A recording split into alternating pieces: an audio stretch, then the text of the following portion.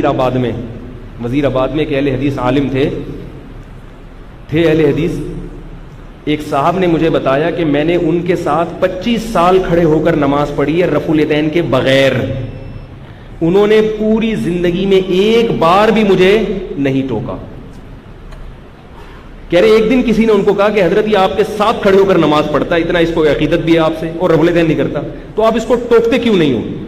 ان اہل حدیث عالم نے جواب دیا کہ بھائی اگر میں اس کو ٹوکوں تو اس کا مطلب میں اس کی نماز کو, ان کی رائے یہ تھی کہ میں اس کی نماز کو غلط سمجھ رہا ہوں. اور پھر کہا کہ اس کی نماز کو غلط کا مطلب یہ ہوا کہ حنفیوں میں جو اتنے بڑے بڑے بزرگان دین پیدا ہوئے ہیں ان کی نماز کو گویا میں خلاف سنت قرار دے رہا ہوں. تو فروعی مسئلہ ہے, اس کی یہ سمجھ میں آتا ہے تو اس طرح پڑھ لے, میری یہ سمجھ میں آ رہا ہے میں. لیکن اس طرح کے مولوی بھی مارکیٹ میں شارٹ ہے, اس طرح کے مولوی مارکیٹ میں شارٹ ہے, چیدہ چیدہ ہی ہوتے ہیں. تو اسی طرح میں جس علاقے میں پل بڑھ کے جوان ہوا ہوں وہاں میں نے 30 سال شافیوں کے ساتھ گزارے. شافی مسلک کے لوگ بہت زیادہ شافی تھے, ہمارے دوست تھے, ہماری ان سے بہت اٹھنا بیٹھنا تھا. 30 سال میں ایک واقعہ بھی ایسا نہیں ہوا کہ کبھی ہم نے ان کو ٹوکا ہو کہ آپ رفع الیدین کیوں کر رہے ہیں, یا کبھی انہوں نے ہمیں ٹوکا ہو کہ آپ کیوں نہیں کر رہے.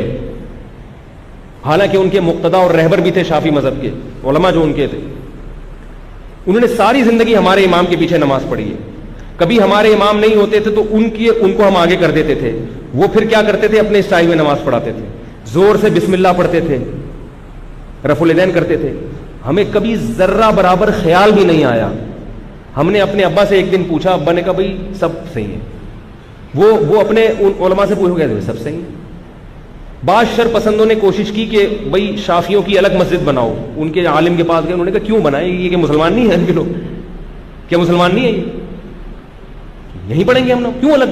اب آپ دیکھو مسجدوں کے نام, یہ مسجد اہل حدیث, یہ مسجد دیوبندی حنفی, یہ مسجد بریلوی حنفی, قادری چشتی, پوری گردانیں مسجدوں کے. میری مسجد کے باہر کچھ لکھا ہوا ہے, کوئی فرقہ وارانہ نام ہے, الفلاحیہ مسجد. میں نے اپنے نام کے ساتھ بھی دیوبندی کا لفظ ہٹایا ہے, نام کے ساتھ بھی ہٹایا ہے. میرے نام کے ساتھ ڈی بی لکھا ہوا تھا, دامت برکاتہم, اس کا مطلب میں نے دیوبندی. میں نے کہا ہٹا بھائی اس کو یہاں سے, کوئی دم لگانے کی ضرورت نہیں ہے, کسی بھی چیز کی دم لگانے کی ضرورت نہیں ہے.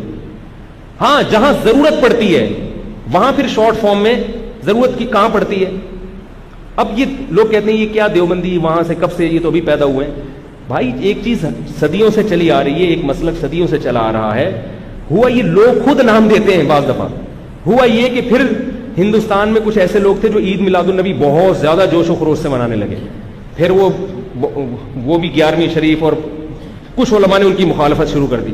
تو جن علماء نے مخالفت شروع کی ان میں زیادہ تر کا تعلق ضلع دیوبند سے تھا, تو لوگوں نے ان کو کیا کہنا شروع کر دیا, یہ دیوبند والے ہیں, دیوبند.